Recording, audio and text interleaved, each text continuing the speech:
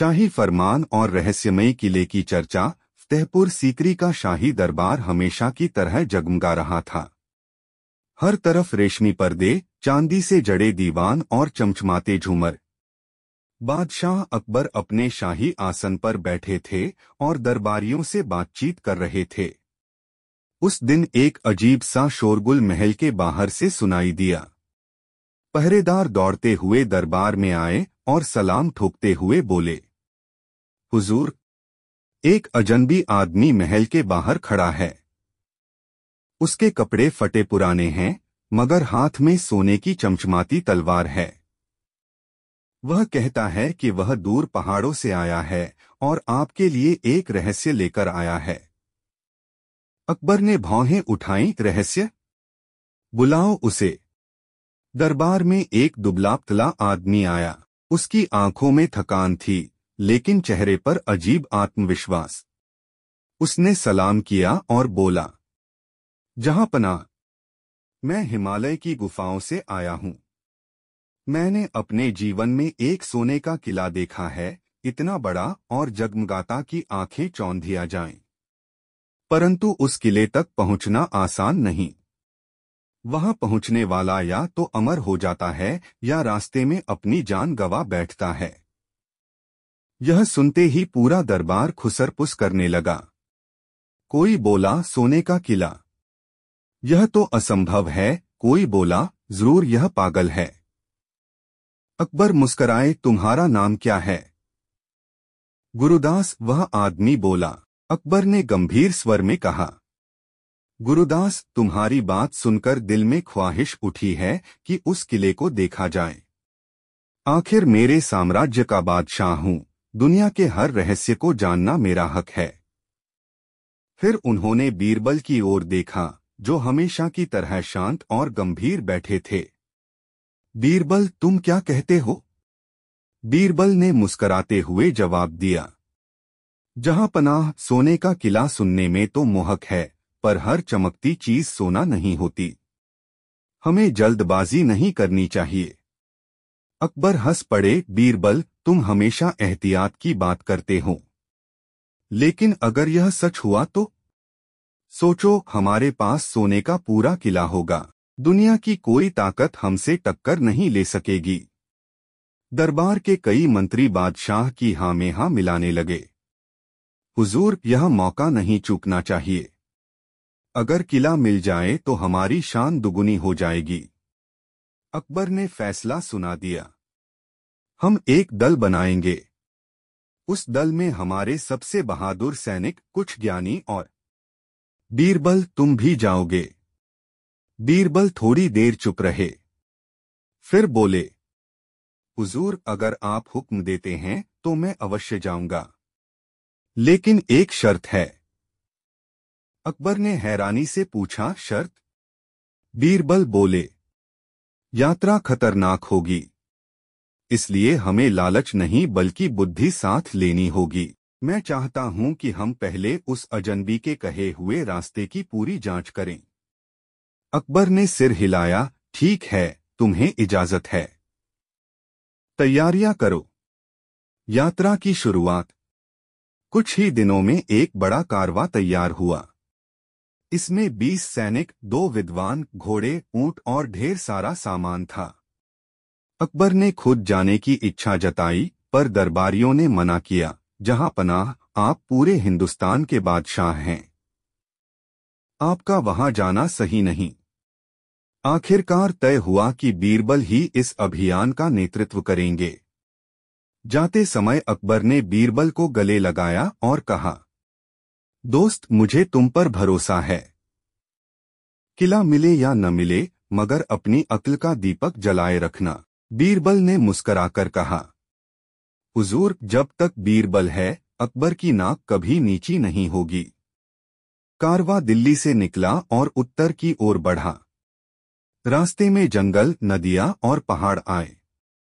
कई जगह डाकुओं ने हमला करने की कोशिश की, मगर बीरबल की समझदारी और सैनिकों की बहादुरी ने सबको खदेड़ दिया। पहली चुनौती, अंधेरे का गांव। करीब एक हफ्ते बाद वे एक ऐसे गांव पहुंचे जहां अजीब माहौल था।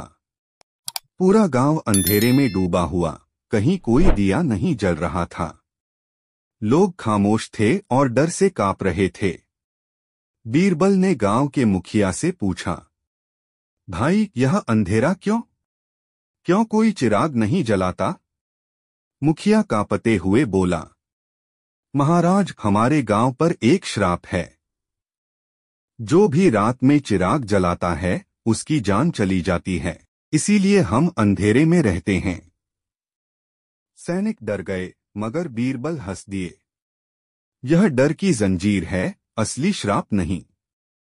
उन्होंने अपने सेवक को आदेश दिया, एक दीपक जलाओ। गांव वाले सहम गए, महाराज मत कीजिए। मगर जैसे ही दीपक जला, कुछ नहीं हुआ। कोई मरा नहीं, कोई श्राप नहीं टूटा। बीरबल ने कहा, देखा, यह सब अंधविश्वास था। असली श्राप तो डर है। जब इंसान डर से मुक्त हो जाता है तो सबसे बड़ा अंधेरा मिट जाता है। गांव वाले खुशी से झूम उठे। उन्होंने बीरबल और उनके कारवा का आदर सत्कार किया। मौत की घाटी और चालाक डाकू। गांव में अंधविश्वास की बेड़ियां तोड़ने के बाद बीरबल और उनका कारवा आगे बढ़ा। अब उनकी यात्रा और कठिन हो रही थी। सामने ऊंचे ऊंचे पहाड़ खड़े थे, जिनके बीच एक संकरी घाटी थी। इस घाटी का नाम था मौत की घाटी। गांव वालों ने चेतावनी दी थी, महाराज, उस घाटी में जाने वाले लोग कभी वापस नहीं लौटते। वहां अजीब आवाजें आती हैं और लोग गायब हो जाते हैं। सैनिक घबरा उठे, पर बीरबल शांत स्वर में बोले, जो डर हमें पीछे खींचे वही असली दुश्मन है। हम सावधानी से चलेंगे। मौत की घाटी का रहस्य। कारवा धीरे धीरे घाटी में दाखिल हुआ। दोनों ओर ऊंचे पत्थर के पहाड़ थे और ऊपर से चीलें मंडरा रही थीं। अचानक घाटी में अजीब सी गूंजने वाली आवाज सुनाई दी, वापस जाओ, नहीं तो मौत तुम्हारा इंतजार कर रही है। सैनिक डरकर बीरबल के पास आ गए। हुजूर, यह तो प्रेत की आवाज लग रही है। बीरबल ने मुस्कुराते हुए कहा, नहीं, यह प्रेत की नहीं, चालाक इंसानों की आवाज है। उन्होंने अपने सैनिकों को आदेश दिया कि आवाज के स्रोत को ध्यान से ढूंढें। थोड़ी ही देर में पता चला कि कुछ लोग पहाड़ की ऊंचाई पर खड़े होकर बड़े बड़े सीप और खोखले बर्तनों में फूंक मार रहे थे। उसी से डरावनी आवाज निकल रही थी। बीरबल ने तुरंत समझ लिया, यह डाकुओं का जाल है।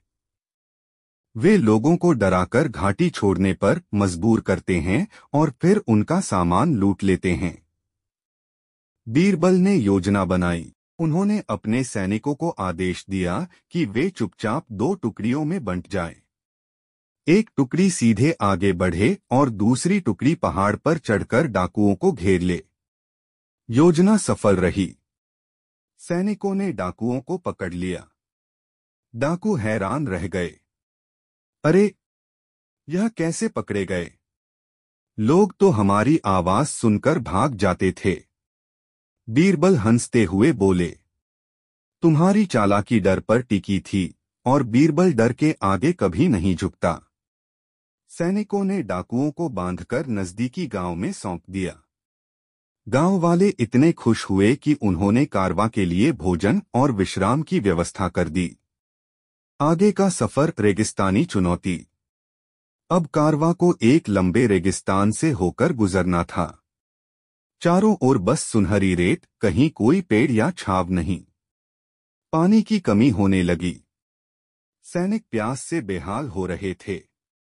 एक सैनिक ने कहा, महाराज, अब हम ज्यादा दूर नहीं जा पाएंगे। पानी के बिना सब मर जाएंगे। गुरुदास, वही रहस्यमय आदमी जो रास्ता दिखा रहा था, बोला, मैंने सुना है कि इस रेगिस्तान के बीच में एक ओएसिस जलस्रोत है, लेकिन वहां पहुंचना आसान नहीं। बीरबल ने गहरी सांस ली और बोले, हम हार नहीं मानेंगे। हर समस्या का हल होता है। उन्होंने ध्यान से रेत को देखा और ऊंटों के पैरों के निशानों पर गौर किया। अचानक उन्होंने पाया कि कुछ जगहों पर मिट्टी थोड़ी नमीदार है। उन्होंने आदेश दिया, यहां खुदाई करो। सैनिकों ने खुदाई की तो थोड़ी ही गहराई पर पानी निकल आया। सब लोग खुशी से झूम उठे।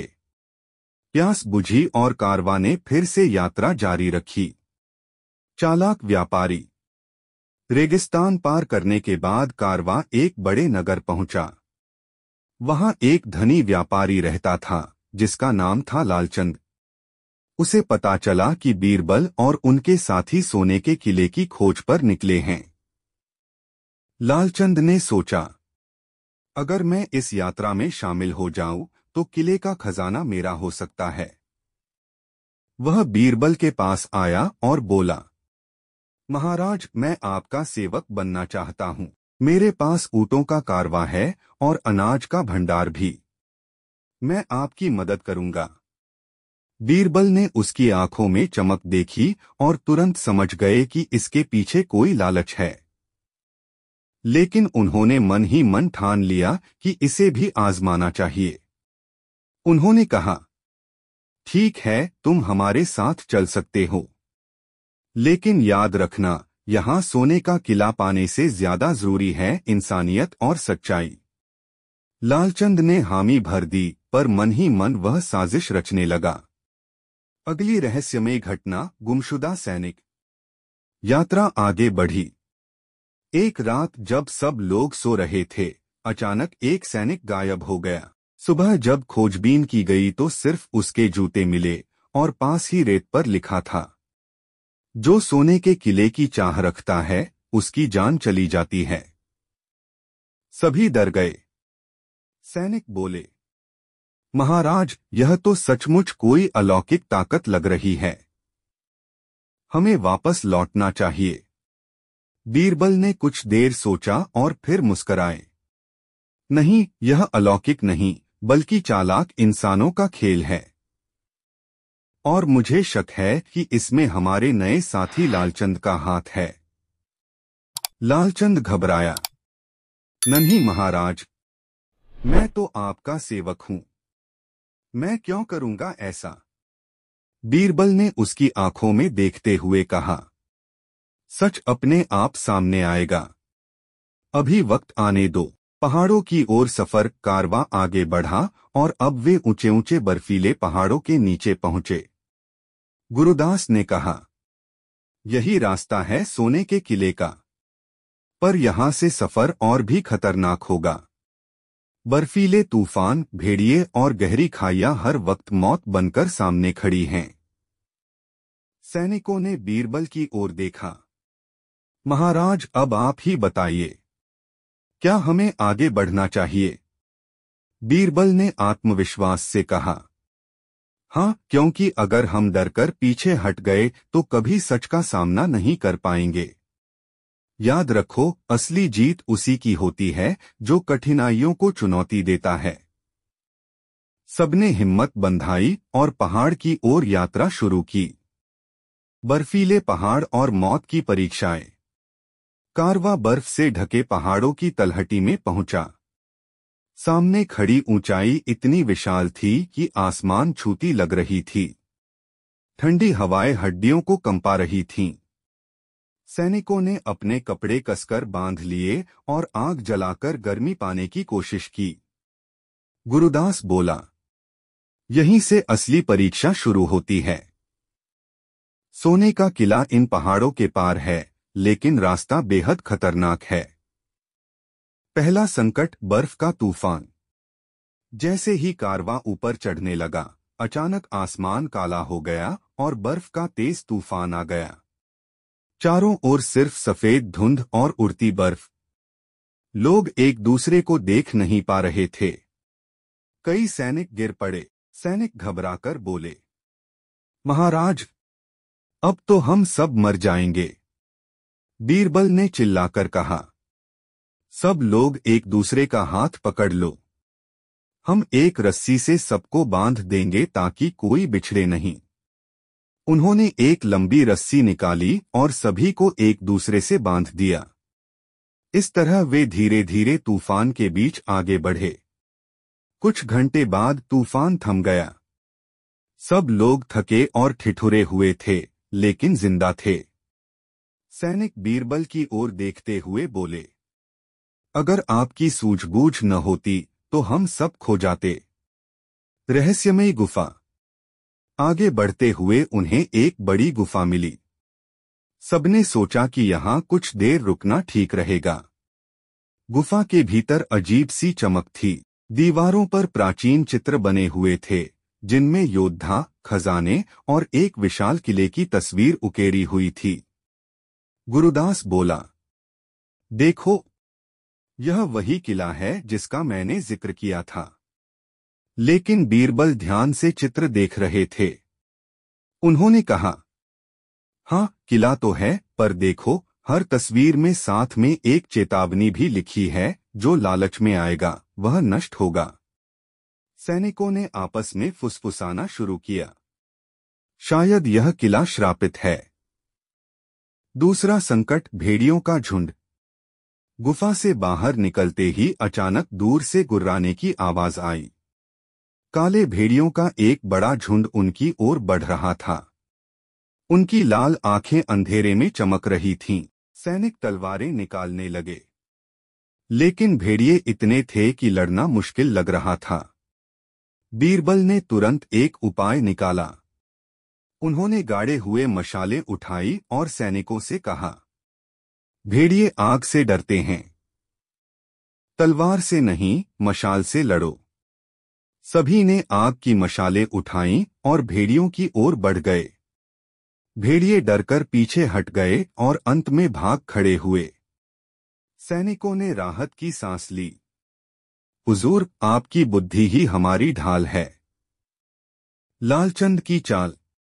इस कठिन सफर में व्यापारी लालचंद अब और बेचैन हो रहा था। उसने सोचा, अगर मैं बीरबल को रास्ते से हटा दूं, तो किले का खजाना सिर्फ मेरा होगा। रात को जब सब लोग सो रहे थे, लालचंद चुपचाप बीरबल की ओर बढ़ा। उसके हाथ में जहरीला खंजर था। लेकिन तभी बीरबल ने आंखें खोल दीं। वे पहले से चौकन्ने थे। लालचंद, यह क्या कर रहे हो? लालचंद चौंक गया। नन्ही, मैं तो बस आपकी सुरक्षा देख रहा था। बीरबल मुस्कराए, तुम्हारी आंखें सच बता रही हैं।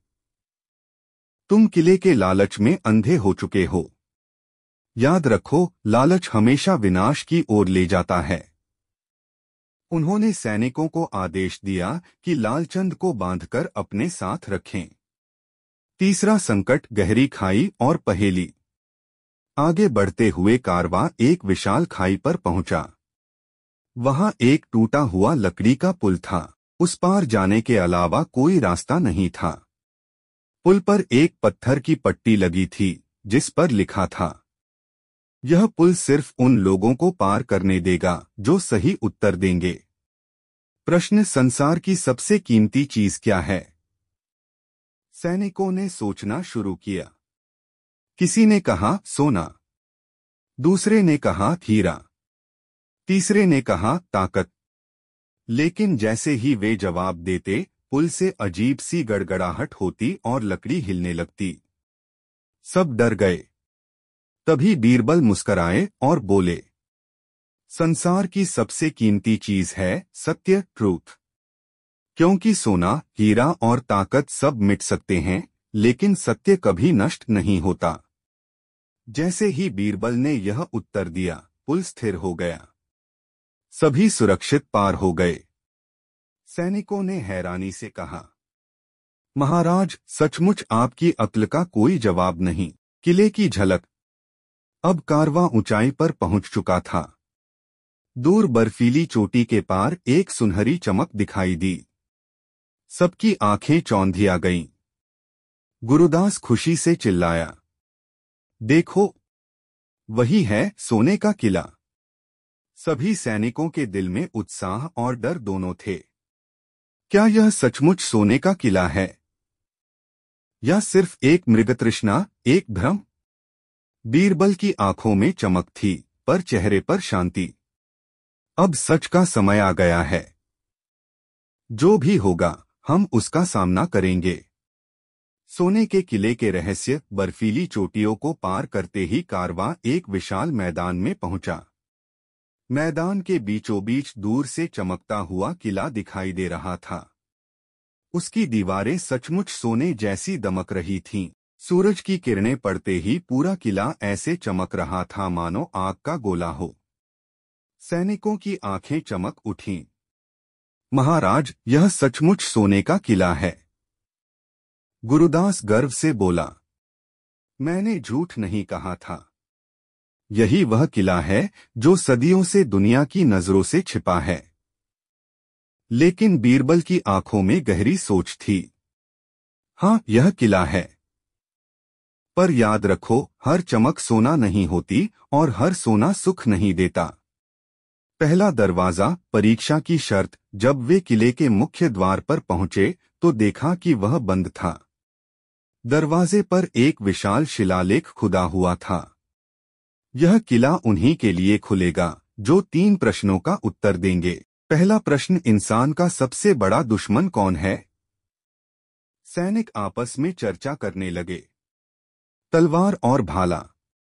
बीमारी। दूसरे राजा। पर जैसे ही वे बोलते, दरवाजे से तेज आवाज गूंजती और वह हिलने लगता। बीरबल आगे बढ़े और बोले, इंसान का सबसे बड़ा दुश्मन है उसका अपना लालच और अहंकार। दरवाजा धीरे धीरे खुल गया। सब लोग दंग रह गए। दूसरा दरवाजा, जीवन का रहस्य। अब वे किले के भीतर पहुंचे तो एक और बड़ा दरवाजा मिला। उस पर लिखा था, दूसरा प्रश्न, इंसान के जीवन का सबसे बड़ा सहारा क्या है? सैनिकों ने उत्तर दिए, सोना, शक्ति, सेना। लेकिन दरवाजा नहीं खुला। बीरबल मुस्कराए और बोले, इंसान के जीवन का सबसे बड़ा सहारा है उसका विश्वास और सच्चाई। बिना विश्वास के कोई रिश्ता टिकता नहीं और बिना सच्चाई के कोई साम्राज्य नहीं चलता। दरवाजा चरमराता हुआ खुल गया। तीसरा दरवाजा, मृत्यु का रहस्य। अब वे किले के सबसे भीतरी हिस्से में पहुंचे। वहां तीसरा और सबसे विशाल दरवाजा था। उस पर लिखा था, तीसरा प्रश्न, मृत्यु से बड़ा सत्य क्या है? सैनिकों ने चुप्पी साध ली। यह सवाल कठिन था। किसी ने कहा भगवान, दूसरे ने कहा आत्मा, पर दरवाजा स्थिर रहा। बीरबल कुछ देर सोचते रहे। फिर उन्होंने गहरी आवाज में कहा, मृत्यु से बड़ा सत्य है जीवन का कर्म। मौत सबका अंत करती है, लेकिन इंसान के कर्म उसे अमर बना देते हैं। जैसे ही उन्होंने यह कहा, दरवाजा धीरे धीरे खुल गया और एक तेज प्रकाश फैल गया। किले के अंदर। जब वे अंदर पहुंचे तो दंग रह गए। दीवारें, खंभे, छत सब सोने से बने थे। फर्श पर हीरे जवाहरात बिखरे थे। बीच में एक विशाल सिंहासन था जिस पर सोने का ताज रखा था। सैनिकों की आंखें चौंधिया गईं। महाराज, यह तो अनमोल खजाना है। हमें इसे अपने साम्राज्य में ले जाना चाहिए। लालचंद, जो अब तक बंधा हुआ था, लालच से कांपने लगा। मुझे छोड़ दो, मैं भी इस खजाने का हकदार हूं। लेकिन बीरबल गंभीर थे। नहीं, यह खजाना हमें परखने के लिए रखा गया है, पाने के लिए नहीं। असली परीक्षा। अचानक सिंहासन के पीछे से एक रहस्यमय आकृति प्रकट हुई। वह सफेद वस्त्रों में था और आंखों में अद्भुत चमक। उसने कहा, मैं इस किले का रक्षक हूं। जो यहां आता है उसका इरादा परखा जाता है। अगर कोई लालच में आता है तो उसका अंत यहीं होता है। लेकिन जो बुद्धि और सच्चाई लेकर आता है उसे यह ज्ञान मिलता है कि दुनिया का असली खजाना सोना नहीं बल्कि सत्य और धर्म है। सैनिक हक्के बक्के रह गए। उन्होंने देखा कि सोने की दीवारें धीरे धीरे गायब हो रही हैं। सब कुछ साधारण पत्थरों का किला बन गया। गुरुदास भी हैरान था। तो यह सब एक भ्रम था? रक्षक ने कहा। हाँ, यह किला कभी असली सोने का नहीं था। यह एक माया थी जो लालचियों को नष्ट कर देती थी और सच्चे इंसानों को ज्ञान देती थी। लालचंद का अंत। लालचंद बेकाबू होकर बोला, नहीं, यह झूठ है। यह सोना मेरा है। वह सिंहासन की ओर दौड़ा, लेकिन जैसे ही उसने ताज छूने की कोशिश की, वह तेज प्रकाश में जलकर राख हो गया। सब लोग सहम गए। बीरबल ने धीरे से कहा, देखो, यही लालच का परिणाम है।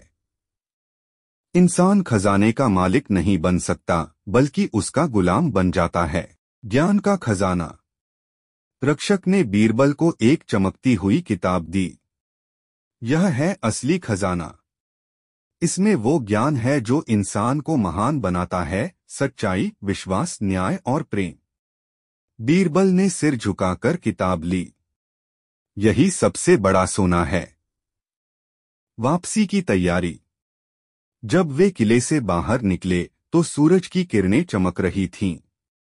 सैनिक अब समझ चुके थे कि असली खजाना सोना नहीं, बल्कि बुद्धि और सत्य है। बीरबल ने कहा, चलो अब अपने जहांपनाह अकबर के पास लौटते हैं।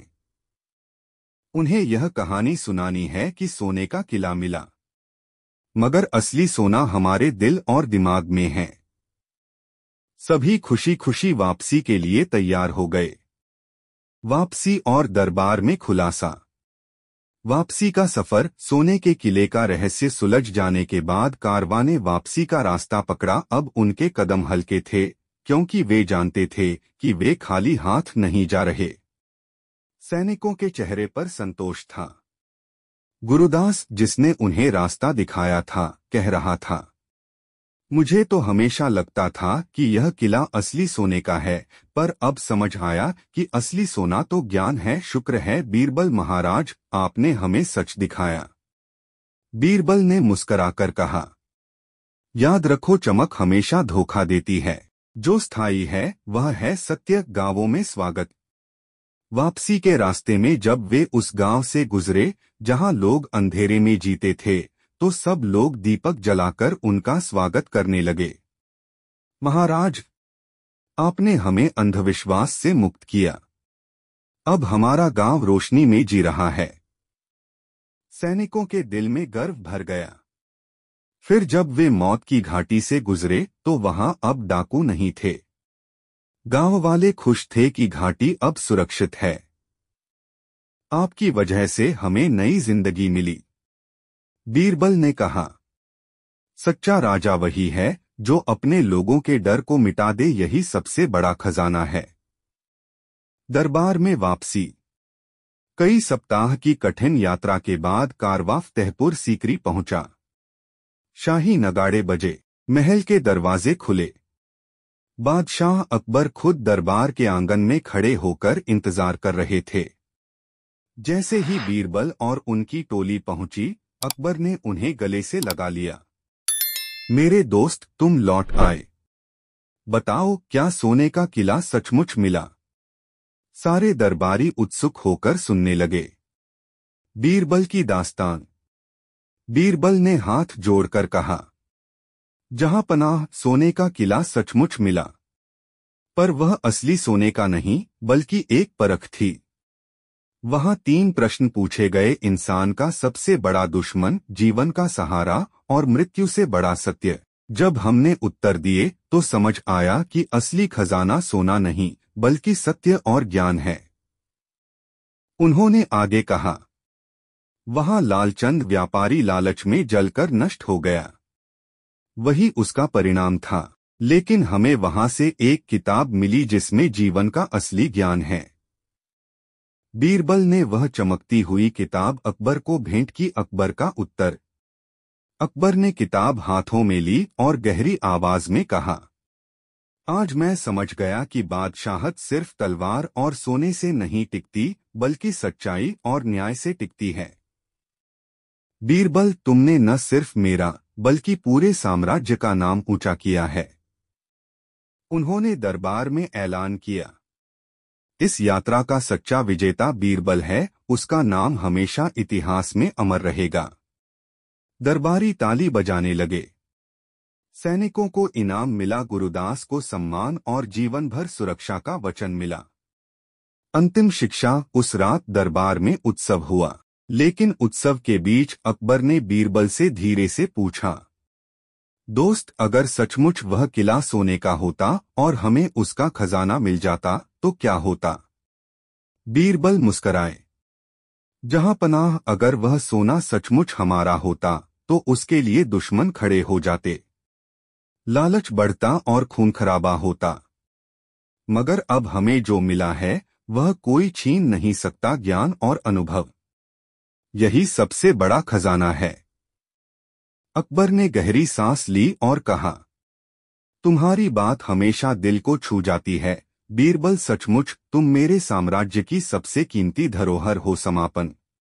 उस दिन से दरबार में यह शिक्षा गूंजने लगी, सोना और दौलत नाशवान हैं, असली किला वह है जो इंसान अपने कर्म, सत्य और ज्ञान से बनाता है। वही किला उसे अमर करता है। और सचमुच अकबर और बीरबल की दोस्ती और उनकी कहानियां अमर हो गईं, जैसे यह दास्तान। सोने का किला, रहस्यमयी भविष्यवाणी। तहपुर सीकरी की सुबह थी। दरबार हमेशा की तरह चहल पहल से भरा था। अकबर गद्दी पर बैठे थे और दरबारियों में हंसी ठिठोली चल रही थी। अचानक एक बूढ़ा साधु दरबार में आया। उसके चेहरे पर तेज था, आंखों में अजीब चमक। उसने ऊंची आवाज में कहा, जहां पनाह, आपके राज्य पर 7 परछाइयां मंडरा रही हैं। हर परछाई आपके साम्राज्य की एक ताकत को निगल जाएगी। अगर इन्हें समय रहते न रोका गया तो आपका साम्राज्य खतरे में पड़ जाएगा। दरबार में खामोशी छा गई। अकबर ने गुस्से से कहा, ये कैसी बातें हैं? हम परछाइयों से डरने वाले नहीं। हमारा साम्राज्य मजबूत है। साधु ने शांत स्वर में कहा, शक्ति तलवार से नहीं, समय से हारती है। 7 परछाइयों का रहस्य केवल बुद्धि से सुलझेगा। याद रखिए, हर परछाई एक इम्तिहान है। इतना कहकर साधु ने बीरबल की ओर देखा। इन पहेलियों को केवल यही सुलझा सकते हैं। और फिर अचानक वह साधु गायब हो गया। बीरबल की चिंता। दरबारियों में खुसर पुसर शुरू हो गई। कोई कह रहा था कि यह साधु जादूगर था, कोई कहता कि यह कोई षड्यंत्र है। अकबर ने बीरबल की तरफ देखा। तो बीरबल, अब बताओ, क्या वाकई मेरे राज्य पर कोई संकट आने वाला है? बीरबल ने हल्की मुस्कान दी। जहां पनाह, संकट हो या न हो, हमें इसके लिए तैयार रहना चाहिए। अगर 7 परछाइयां हैं तो हमें 7 समाधानों की भी तलाश करनी होगी।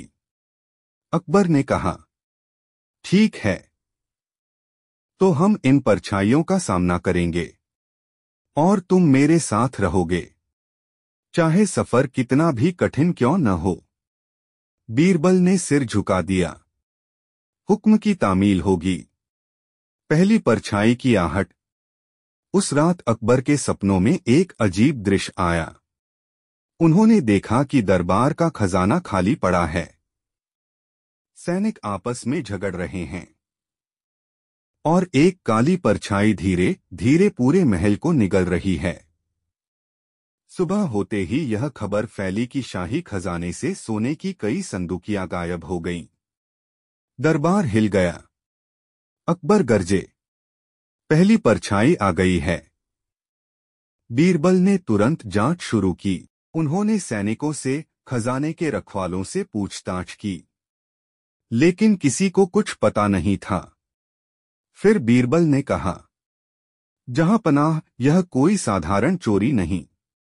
यह परछाइयों की पहली चाल है। हमें असली चोर पकड़ने के लिए अलग तरीका अपनाना होगा। बीरबल की योजना। बीरबल ने अकबर से कहा, हमें दरबार में एक नाटक करना होगा। हमें यह दिखाना होगा कि चोरी हुई है, लेकिन हमारे पास असली चोर पकड़ने की तरकीब है। अकबर ने कहा, नाटक? कैसा नाटक? बीरबल मुस्कुराए। चोर सोचता है कि वह सबसे चालाक है, पर असली चालाक वही है जो चोर की चाल पहले से जान ले। उन्होंने दरबार में ऐलान किया। जहां पनाह ने खजाना गायब होने पर शाही देवी का आह्वान किया है। कल रात खजाने के आंगन में देवी खुद आएंगी और चोर का चेहरा सबको दिखा देंगी। दरबारियों में सनसनी मच गई। हर कोई सोचने लगा कि अब सच सामने आ जाएगा। पहली परछाई का रहस्य, देवी का आह्वान। अगली रात पूरे महल में चहल पहल थी। दरबार का आंगन दीपों से जगमगा रहा था। सैनिकों और दरबारियों की भीड़ जमा थी। सबको इंतजार था कि बीरबल किस तरह देवी को बुलाएंगे। आंगन के बीच एक बड़ा पर्दा लगाया गया। उसके सामने एक दीपक रखा गया और चारों तरफ फूल बिखेरे गए। बीरबल ने ऊंची आवाज में कहा, जहां पनाह के हुक्म से आज शाही देवी आएंगी और चोर का चेहरा इस पर्दे पर दिखाई देगा। भीड़ में खुसर पुसर होने लगी। किसी ने कहा, सचमुच देवी आएंगी? दूसरा बोला, बीरबल कभी झूठ नहीं बोलते। बीरबल की चाल। बीरबल ने कहा, चोर का चेहरा देखने के लिए हर दरबारी और हर सैनिक को इस पर्दे के पीछे जाकर दीपक के चारों ओर एक चक्कर लगाना होगा।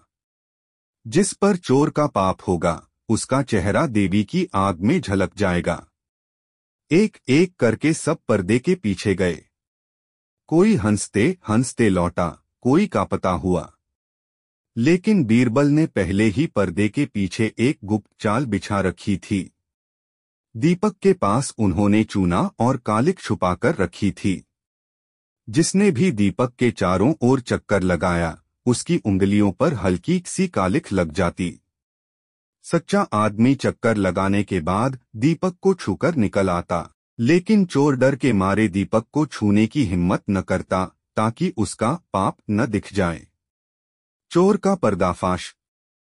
सभी के लौटने के बाद बीरबल ने कहा, अब सब लोग अपनी हथेलियां दिखाएं। सैनिकों और दरबारियों ने हथेलियां फैलाईं। हर किसी की हथेली पर हल्की कालिख थी। सिर्फ एक व्यक्ति की हथेली बिल्कुल साफ थी, और वह था खजाने का रखवाला, जिसे सबसे भरोसेमंद माना जाता था। भीड़ चिल्ला उठी, यही है चोर? खजाने का रखवाला कांपने लगा। अकबर गरजकर बोले, सच बताओ, खजाना कहाँ है? डर के मारे वह जमीन पर गिर पड़ा और बोला, जहां पनाह, लालच ने मुझे अंधा कर दिया। मैंने सोने की संदूकियां महल के बाहर नदी किनारे छुपा दी थीं। मैं सोच रहा था कि धीरे धीरे उन्हें बेच दूंगा। अकबर का फैसला। अकबर ने गुस्से में कहा, इस गद्दार को उसकी सजा मिलेगी। जिसने हमारे भरोसे को तोड़ा, उसका कोई हक नहीं कि वह जिंदा रहे। लेकिन बीरबल ने बीच में हाथ जोड़कर कहा, जहां पनाह, यह पहली परछाई थी, लालच की परछाई। अगर इसे हम सिर्फ सजा देकर खत्म कर देंगे तो यह फिर किसी और रूप में लौट आएगी। जरूरी यह है कि लोगों को यह सीख मिले कि लालच से केवल बर्बादी मिलती है।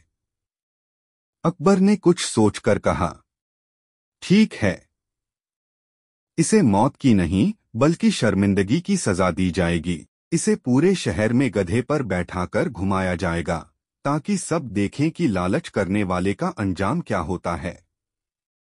पहली परछाई का अंत। अगले ही दिन खजाना वापस लाया गया। दरबार फिर से सुरक्षित हो गया।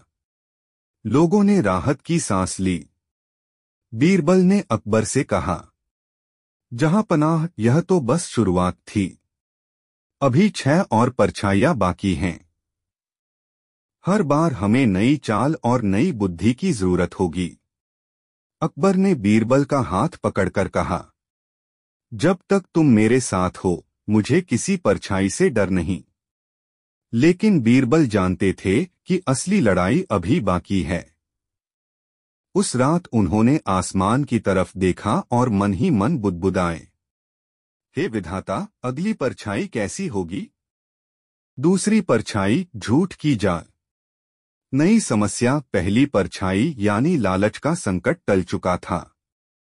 लेकिन बीरबल जानते थे कि यह तो सिर्फ शुरुआत है। कुछ ही दिनों बाद दरबार में अजीब शिकायतें आने लगीं। कोई कहता, जहां पनाह, हमारे गांव का मुखिया हमारी जमीन हड़प रहा है। दूसरा कहता, जहां पनाह, मेरे पड़ोसी ने मेरा बैल चुरा लिया। तीसरा कहता, जहां पनाह, मेरे खिलाफ झूठी गवाही दी गई है। हर शिकायत में उलझन थी। सच और झूठ में फर्क करना मुश्किल हो रहा था। अकबर ने ताज ठोककर कहा, यह दरबार न्याय का स्थान है। अगर यहां भी सच और झूठ का फर्क मिट गया तो मेरा राजपाट ढह जाएगा। बीरबल, यह जरूर दूसरी परछाई है। बीरबल की सोच। बीरबल ने गहरी सांस ली और कहा, जहां पनाह, यह झूठ की परछाई है। यह इंसानों को ऐसे जाल में फंसाती है कि सच्चा भी गुनहगार लगता है और गुनहगार भी सच्चा। हमें इसका हल निकालना होगा।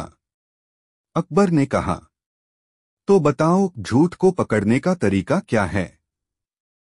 बीरबल मुस्कुराए, झूठ हमेशा जल्दी पकड़ में आता है।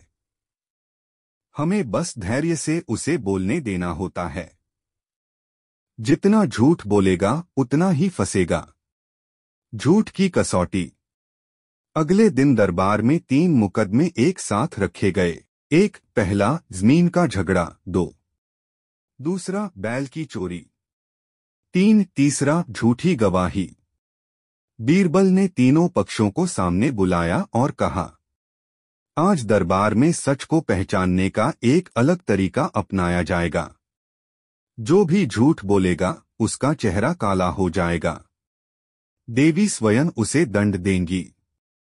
लोग सहम गए।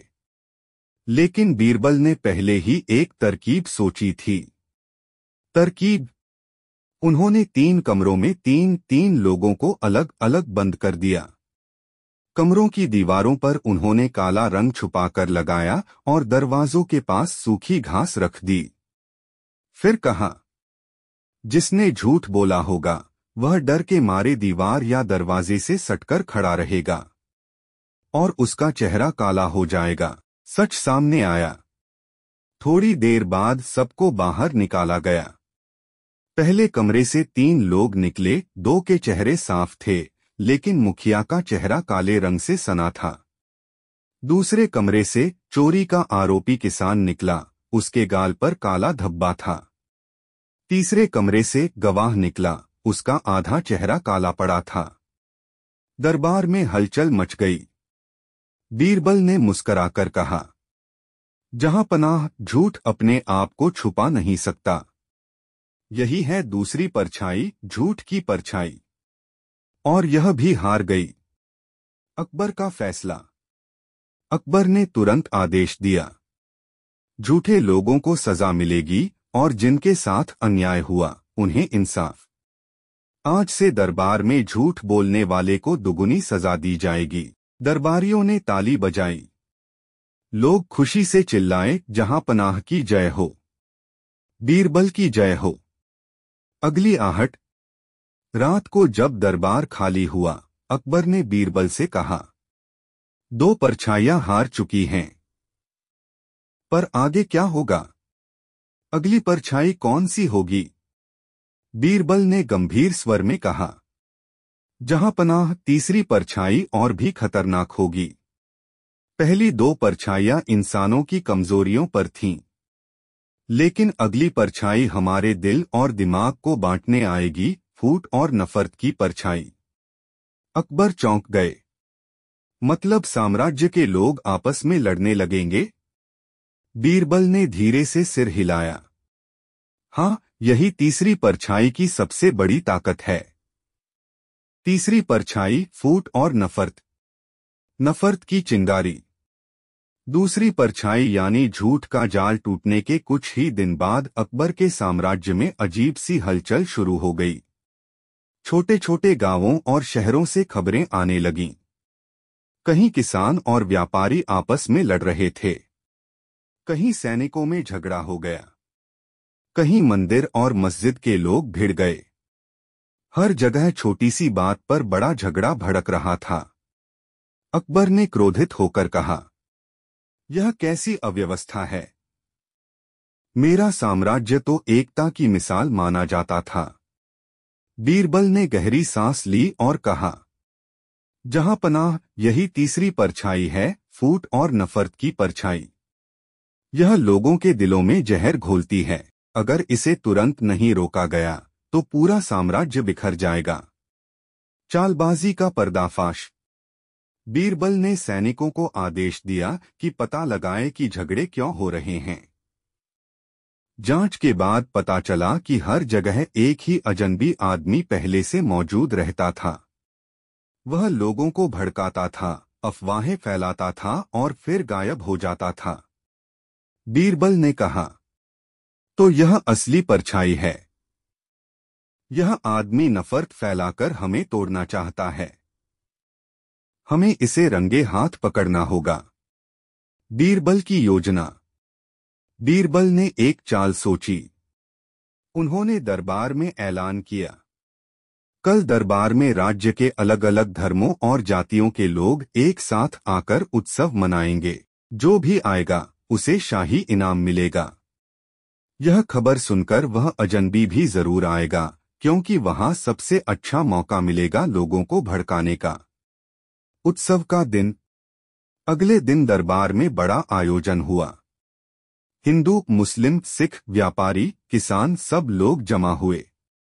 ढोलनगाड़े बज रहे थे, मिठाइयां बंट रही थीं। तभी भीड़ में एक आदमी ऊंची आवाज में बोला, तुम लोग क्यों साथ खड़े हो? तुम्हारा धर्म अलग है, तुम्हारी जाति अलग है। तुम दुश्मन हो, दोस्त नहीं। भीड़ में फुसफुसाहट फैलने लगी। कुछ लोग गुस्से में आ गए। लेकिन तभी बीरबल मंच पर खड़े हुए और बोले, ठहरो, आज जो भी यह साबित करेगा कि उसका धर्म सबसे बड़ा है, उसे शाही इनाम मिलेगा। सब लोग उत्सुक हो गए। बीरबल की परीक्षा। बीरबल ने सबको एक एक दीपक दिया और कहा, सब लोग अपने अपने दीपक जलाकर इस हॉल में रख दें। जिसके दीपक की लौ सबसे ऊंची होगी, उसका धर्म सबसे बड़ा माना जाएगा। लोगों ने दीपक जलाए, पर जब 100 दीपक एक साथ रखे गए तो हर लौ एक जैसी चमकने लगी। बीरबल ने मुस्कराकर कहा, देखा, जब सब दीपक मिल जाते हैं तो रोशनी और बढ़ जाती है। कोई एक लौ बड़ी या छोटी नहीं रहती। इसी तरह धर्म अलग अलग हो सकते हैं, लेकिन इंसानियत सबको बराबर करती है। भीड़ ताली बजाने लगी। लोगों की आंखों से आंसू बह निकले। असली गुनहगार पकड़ में। इतने में वही अजनबी गुस्से से चिल्लाया, नहीं, यह झूठ है। एक ही धर्म सबसे बड़ा है। सैनिक तुरंत दौड़े और उसे पकड़ लिया। बीरबल ने अकबर के सामने कहा, जहां पनाह यही है तीसरी परछाई का चेहरा। यही नफरत फैलाकर आपके साम्राज्य को बांटना चाहता था। अकबर ने तलवार उठाकर कहा, इसे यहीं खत्म कर दो। लेकिन बीरबल ने रोक दिया, जहां पनाह इसे मारना काफी नहीं होगा। हमें लोगों को यह दिखाना होगा कि नफरत फैलाने वाला कितना छोटा होता है। सबक। अगले दिन उस आदमी को गधे पर बैठाकर पूरे शहर में घुमाया गया। लोग उसे देखकर हंसते और कहते, देखो, यही है फूट फैलाने वाला। हमने इसे पहचान लिया है। उस दिन से लोगों के दिलों में आपसी प्यार और बढ़ गया। अकबर ने दरबार में कहा, आज तीसरी परछाई भी हार गई। अब कोई हमारी एकता को नहीं तोड़ सकता। बीरबल मुस्कुराए। जहां पनाह, जब तक लोग एक दूसरे को इंसान समझते रहेंगे, कोई परछाई उन्हें हरा नहीं सकती। अगली आहट।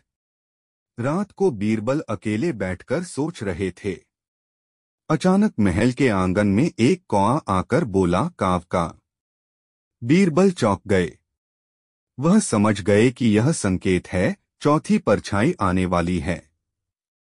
उन्होंने आसमान की ओर देखा और मन ही मन कहा, हे ईश्वर, अगली परछाई कैसी होगी? अब की बार शायद यह विश्वासघात की परछाई होगी। अदृश्य खतरे की गुत्थी। दरबार में सब कुछ सामान्य होने लगा था, लेकिन अचानक एक दिन ऐसी घटना घटी जिसने पूरे राज्य को हिलाकर रख दिया। शाम का समय था। अकबर अपने निजी कक्ष में विश्राम कर रहे थे। तभी एक प्रहरी दौड़ता हुआ आया।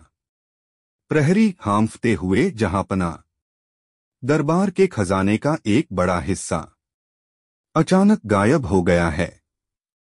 पहरेदार कह रहे हैं कि उन्होंने कुछ भी नहीं देखा। सब कुछ जैसे हवा में उड़ गया हो। अकबर की आंखें चौड़ी हो गईं। अकबर, क्या? इतने कड़े पहरे के बावजूद खजाना कैसे गायब हो सकता है? यह साधारण चोरी नहीं हो सकती। तुरंत ही दरबार में सभा बुलाई गई। सारे मंत्री, सेनापति और बीरबल उपस्थित हुए। खजाने का बड़ा हिस्सा, जो विशेष सोने और चांदी से बना था, सचमुच गायब था।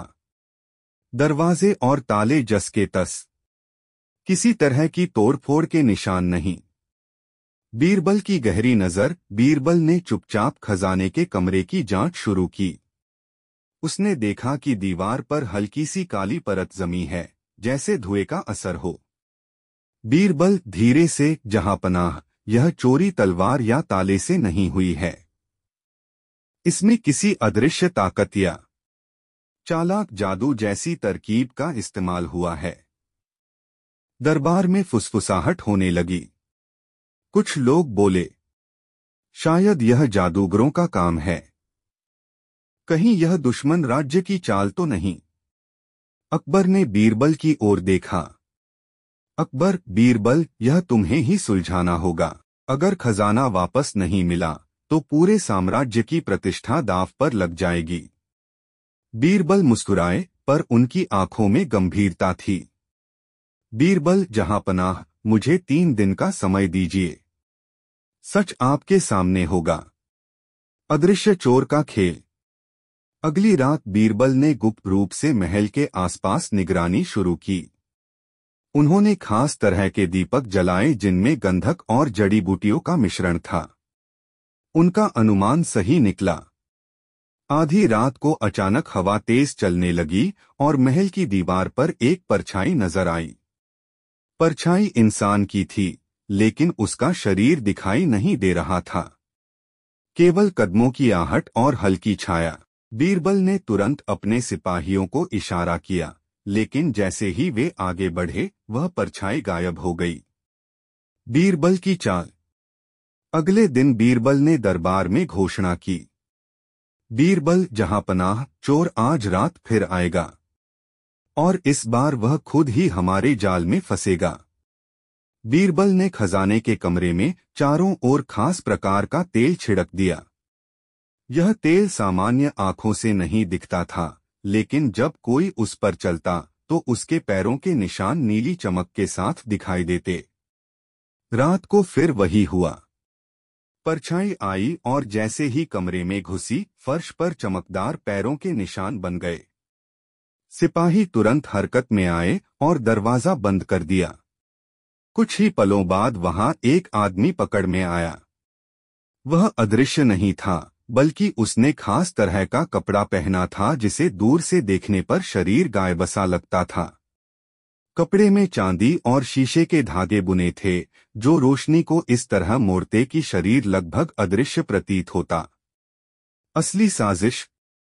जब उसकी पहचान हुई तो पता चला कि वह एक पड़ोसी राज्य का जासूस है। उसका मकसद खजाना चुराकर अकबर का साम्राज्य कमजोर करना था। अकबर गुस्से में इस गद्दार को तुरंत फांसी पर चढ़ा दो। लेकिन बीरबल ने हाथ जोड़कर कहा, बीरबल जहांपनाह, इसे सजा जरूर मिलनी चाहिए, लेकिन इससे पहले हमें यह पता करना होगा कि इसके पीछे कौन सा राज्य है। केवल एक चोर को मार देने से समस्या हल नहीं होगी। अकबर ने हामी भरी। पूछताछ में पता चला कि यह जासूस कंधार राज्य का आदमी है। वहां के राजा ने गुप्त रूप से अकबर के खिलाफ साजिश रची थी। दरबार का फैसला। अगले दिन दरबार में बड़ी सभा हुई। अकबर, बीरबल, तुम्हारी बुद्धि से न केवल हमारा खजाना बचा, बल्कि दुश्मन की चाल भी उजागर हुई। बताओ अब हमें क्या करना चाहिए? बीरबल ने मुस्कुराते हुए उत्तर दिया, बीरबल जहांपनाह, हमें सीधे युद्ध की जगह कूटनीति का सहारा लेना चाहिए। अब जब हमें पता है कि दुश्मन कौन है, तो पहले उन्हें यह जताना होगा कि हम सब जानते हैं। डर अपने आप ही उनके मन में पैदा हो जाएगा, और यदि वे न माने, तब तलवार से जवाब देंगे। अकबर को यह सलाह पसंद आई। उन्होंने संदेशवाहक भेजा। परिणाम यह हुआ कि दुश्मन राज्य पीछे हट गया और संधि करने को मजबूर हो गया। सीख। अकबर ने बीरबल की ओर देखते हुए कहा, अकबर, बीरबल, सचमुच तुम्हारी बुद्धि तलवार से कहीं अधिक तेज है। आज तुमने साबित कर दिया कि असली ताकत दिमाग में होती है। बीरबल ने विनम्रता से झुककर कहा, बीरबल जहांपनाह, आपकी सेवा करना ही मेरा कर्तव्य है। दरबार में सभी ने ताली बजाई और बीरबल की प्रशंसा की। जादुई कपड़े का रहस्य। कंधार राज्य के जासूस के पकड़े जाने के बाद दरबार में सबको संतोष तो हुआ, लेकिन बीरबल के मन में अभी भी कई सवाल बाकी थे। बीरबल मन ही मन, यह कपड़ा साधारण नहीं है। इसे बनाने के लिए सिर्फ सोना चांदी या शीशे के धागे ही नहीं, बल्कि कोई गुप्त विद्या भी इस्तेमाल हुई है। अगर ऐसा कपड़ा दुश्मनों के हाथ में रहा, तो वे जब चाहें महल में घुस सकते हैं। बीरबल की योजना। अगली सुबह बीरबल ने अकबर से अनुमति मांगी। बीरबल जहांपनाह, मुझे कुछ दिनों के लिए गुप्त यात्रा पर जाना होगा। इस कपड़े का रहस्य समझना जरूरी है। तभी हम भविष्य के खतरे से बच पाएंगे। अकबर चिंतित होकर, बीरबल, तुम्हारे बिना दरबार अधूरा लगेगा। लेकिन यदि तुम्हें लगता है कि यह यात्रा जरूरी है, तो जाओ। पर ध्यान रखना, दुश्मन अब और भी चालाकी से वार कर सकता है। रहस्यमय दर्जी। बीरबल अपने कुछ विश्वस्त साथियों के साथ यात्रा पर निकले। कई दिनों की खोजबीन के बाद वे एक दूरस्थ नगर पहुंचे, जहां एक रहस्यमयी दर्जी के बारे में चर्चा थी। कहा जाता था कि वह ऐसे कपड़े बुन सकता है जो धूप में चमकते नहीं और अंधेरे में इंसान को गायब कर देते हैं। बीरबल उस दर्जी से मिले। वह बूढ़ा दुबला पतला व्यक्ति था, लेकिन उसकी आंखों में असाधारण चमक थी। दर्जी, मुझे पता था एक दिन कोई मेरी खोज तक पहुंचेगा, पर मैं यह कला सिर्फ चुनिंदा लोगों को ही बताता हूं। यह कोई साधारण धंधा नहीं, बल्कि एक तरह की विद्या है। बीरबल, तो यह कपड़ा जादू से जुड़ा है? दर्जी धीरे से, हाँ और नहीं। इसमें विज्ञान और मायावी विद्या दोनों का मेल है। धागों में चांदी के महीन तार, शीशे की पिसी किरचें और कुछ दुर्लभ रसायनों का मिश्रण किया जाता है। जब यह धागा बुनाई में आता है, तो प्रकाश को मोड़ देता है। इसलिए पहनने वाला इंसान लगभग अदृश्य हो जाता है। बीरबल चौंक गए। बीरबल, लेकिन यह ज्ञान दुश्मनों के हाथ कैसे पहुंचा? दर्जी ने गहरी सांस ली। दर्जी, मुझसे पहले मेरा एक शिष्य था, राजन। वह लालची था। उसने मेरी कला चुरा ली और कंधार राज्य को बेच दी। उसी ने यह खतरनाक सिलसिला शुरू किया। नई साजिश की आहट। इसी बीच खबर आई कि कंधार राज्य अब खुले युद्ध की तैयारी कर रहा है। वे इन अदृश्य कपड़ों की पूरी सेना बनाना चाहते थे। बीरबल समझ गए कि हालात बेहद गंभीर हैं। उन्होंने तुरंत दर्जी से कहा, बीरबल, तुम्हें दरबार में चलना होगा। जहां पनाह के सामने सारा सच बताना होगा और हमें यह भी सिखाना होगा कि इस कपड़े से बचाव कैसे किया जाए। दरबार में खुलासा।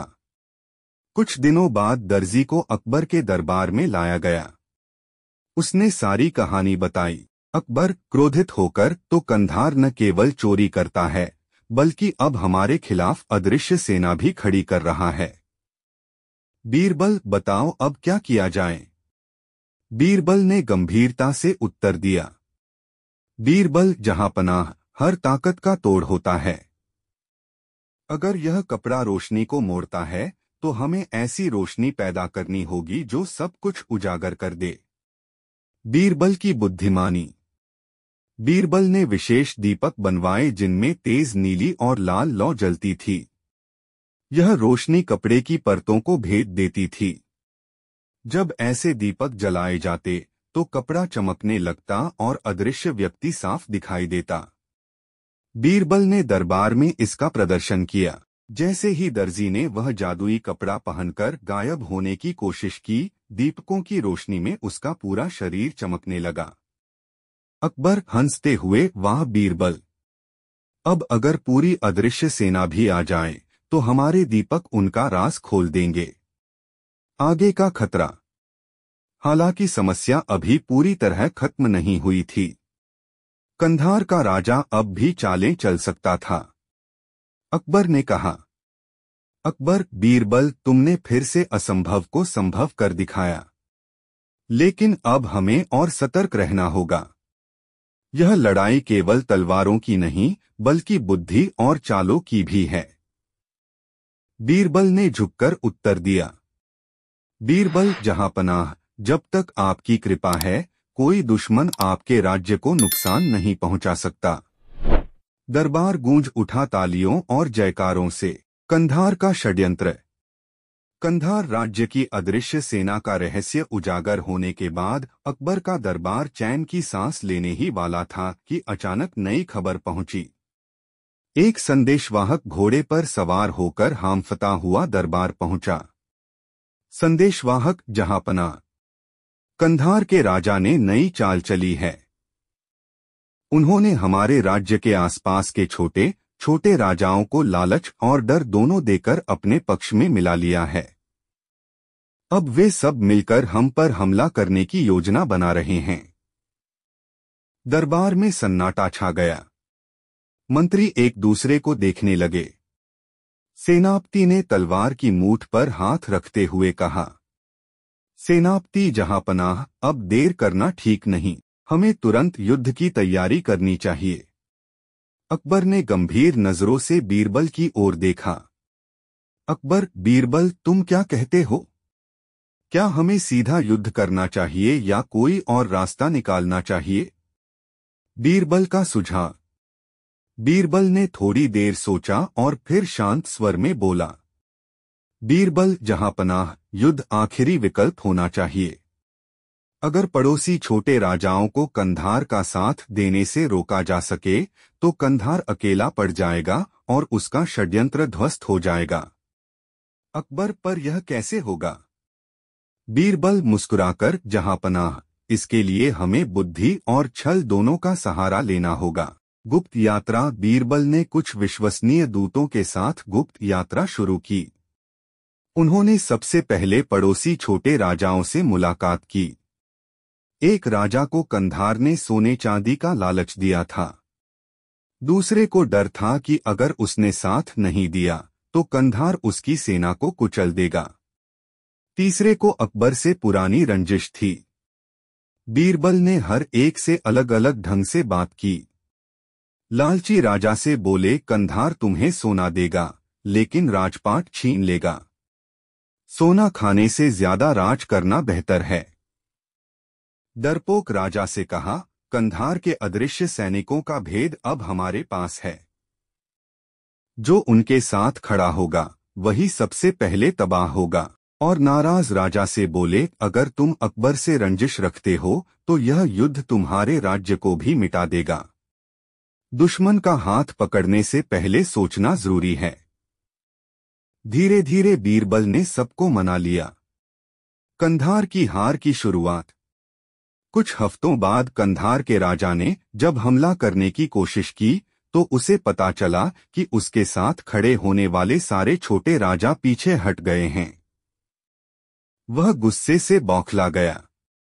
कंधार का राजा, यह सब बीरबल की चाल है। जब तक वह जिंदा है हम अकबर को हरा नहीं सकते। उसने अपने जासूसों को आदेश दिया कि वे किसी भी तरह बीरबल को पकड़कर लाएं। बीरबल पर हमला। एक रात जब बीरबल दरबार से अपने निवास लौट रहे थे, अचानक उन पर घात लगाकर हमला हुआ। कई नकाबपोश सैनिकों ने उन्हें घेर लिया, लेकिन बीरबल ने अपनी बुद्धि का परिचय देते हुए पास की नदी में छलांग लगा दी और अंधेरे का फायदा उठाकर निकल भागे। जब वे सुरक्षित दरबार पहुंचे तो अकबर बेहद चिंतित हो उठे। अकबर, बीरबल, अगर तुम्हें कुछ हो जाता तो यह साम्राज्य ही अधूरा हो जाता। अब तो साफ है कि कंधार की असली मंशा केवल हमारे राज्य पर कब्जा करना नहीं बल्कि तुम्हें रास्ते से हटाना भी है। अंतिम चाल। बीरबल ने शांत होकर कहा। बीरबल जहांपनाह, यह अच्छा है कि दुश्मन मुझे निशाना बना रहा है। इसका मतलब है कि अब उसकी कमजोरी सामने आ गई है। हमें उसकी इसी अधीरता का फायदा उठाना होगा। अकबर, और वह कैसे? बीरबल जहांपनाह, हमें झूठी खबर फैलानी होगी कि बीरबल घायल हो गया है और अब दरबार में नहीं आ सकता। जब कंधार को यह पता चलेगा तो वह निश्चिंत होकर अपनी पूरी सेना लेकर हमला करेगा और तभी हम उसे पूरी ताकत से घेरकर मात देंगे। अकबर मुस्कुराए। अकबर, बीरबल, तुम सचमुच शेर की तरह हो। जहां दुश्मन चाल चलता है वहां तुम दहाड़ मारते हो। निर्णायक युद्ध। बीरबल की योजना के अनुसार पूरे साम्राज्य में अफवाह फैलाई गई कि बीरबल गंभीर रूप से घायल हो गए हैं और अब दरबार की किसी भी बैठक में नहीं आ पा रहे। यह खबर कंधार के राजा तक पहुंची। वह हंसते हुए बोला, कंधार का राजा, अब अकबर का सबसे बड़ा सहारा ही टूट गया है। यही सही समय है दिल्ली पर चढ़ाई करने का। कंधार का आक्रमण। कुछ ही दिनों बाद कंधार की विशाल सेना दिल्ली की ओर बढ़ी।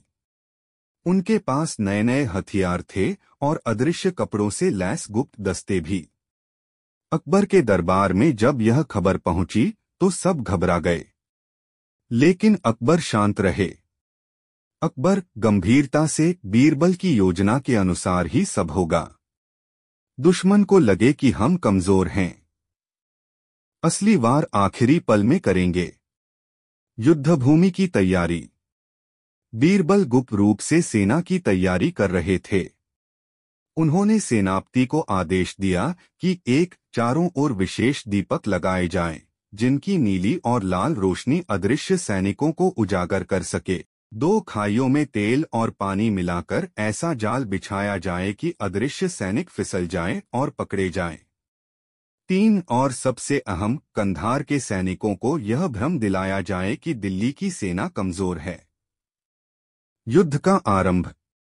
कंधार की सेना ने दिल्ली की ओर हमला किया। शुरुआत में उन्हें लगा कि अकबर की सेना बेहद कमजोर है और आसानी से टूट जाएगी। अदृश्य कपड़े पहनकर उनके सैनिक महल के दरवाजों तक पहुंच गए, लेकिन तभी चारों ओर जलाए गए दीपक चमक उठे। नीली और लाल रोशनी में वे सैनिक साफ दिखाई देने लगे। अकबर की सेना ने उन पर तीर और बर्छियां बरसाईं। सैकड़ों सैनिक वहीं ढेर हो गए। बीरबल का प्रवेश। ठीक उसी समय जब कंधार का राजा घमंड में झूम रहा था, तभी युद्धभूमि में बीरबल घोड़े पर सवार होकर प्रकट हुए। कंधार का राजा दंग रह गया। कंधार का राजा चिल्लाकर, यह कैसे संभव है? मुझे तो खबर मिली थी कि बीरबल मर रहा है। बीरबल मुस्कुराए। बीरबल दुश्मन को हराने का सबसे बड़ा हथियार है, उसके मन में डर और भ्रम पैदा करना। निर्णायक पल। बीरबल ने गुप्त दस्तों को इशारा किया। अचानक दिल्ली की सेना ने चारों ओर से घेर लिया। कंधार के सैनिक, जो अब तक अकबर को कमजोर समझ रहे थे, घबराकर इधर-उधर भागने लगे। कंधार का राजा भी भागने की कोशिश करने लगा, लेकिन घोड़े की लगाम अचानक फिसल गई। अकबर के सैनिकों ने उसे पकड़ लिया और दरबार में लाकर पेश किया। दरबार में न्याय। अकबर ने कैदी बने कंधार के राजा की ओर देखा और कठोर स्वर में कहा, अकबर, तुम्हारी साजिशें बार बार हमारी शांति भंग करती रही हैं। तुम्हें मौत की सजा दी जा सकती है। लेकिन अकबर ने थोड़ी देर रुककर बीरबल की ओर देखा। अकबर, बीरबल, तुम्हारा क्या विचार है? बीरबल ने विनम्रता से उत्तर दिया। बीरबल जहांपनाह, अगर हम इसे मार देंगे तो उसका राज्य बगावत कर उठेगा और खून की नदियां बहेंगी। बेहतर यही होगा कि इसे कैद कर लिया जाए और उससे यह वचन लिया जाए कि वह फिर कभी आपके खिलाफ नहीं जाएगा। साथ ही उसका राज्य हमारे अधीन कर दिया जाए। अकबर ने सिर हिलाया और कहा, अकबर, तुम्हारी बात में दम है। युद्ध में असली जीत तलवार से नहीं, बल्कि बुद्धि से होती है। समापन। कंधार का राजा कैद कर लिया गया। उसका राज्य अकबर के अधीन आ गया। दरबार में सभी ने बीरबल की बुद्धिमानी की प्रशंसा की। अकबर मुस्कुराकर, बीरबल, अगर तुम्हारी चालाकी न होती तो आज दिल्ली कंधार के कब्जे में होती। बीरबल ने हाथ जोड़कर कहा, बीरबल जहांपनाह, यह सब आपकी कृपा और प्रजा की निष्ठा से संभव हुआ। मेरा काम सिर्फ बुद्धि से मार्ग दिखाना है। दरबार जहांपनाह की जय और बीरबल की